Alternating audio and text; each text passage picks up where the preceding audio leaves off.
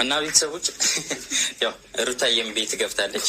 ያው ሩታዬ ግን እናትነት እንዴት ነው? በእናት ውስጥ ተቀበሽ፣ አንቺም እናት ሆነሻል።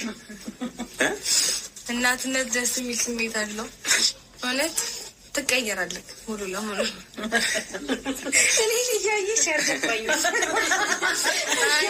እኔ ምንም ማለት ልጃችን ረበሽ ነው። ልጃችን አለቀሰ። በቃ ወይ የርቦታ ማሰብ ጀመረች ገና።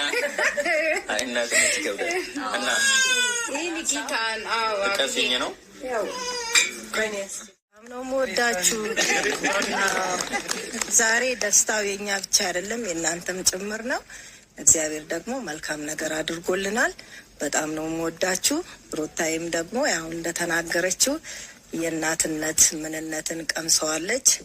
በሂደት ደግሞ በማሳደግ የእናትን ምንነት ታየዋለች። እግዚአብሔር የሰጣቸውን ፍሬ ይባርክላቸው፣ ያሳድግላቸው።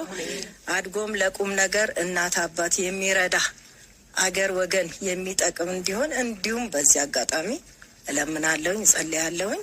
አመሰግናችኋለሁ፣ ወዳችኋለሁ። እዚህም ያሉ ጓደኞቻቸውን እግዚአብሔር አምላክ ይባርካቸው፣ ያክብራቸው፣ ትልቅ ደረጃ ይድረሱ ነው የምለው። ደስ ይላል። እዚህ ጋር የጋሽ ይበቃል። ቁጭ ብቻ አይ አትወድም እኮ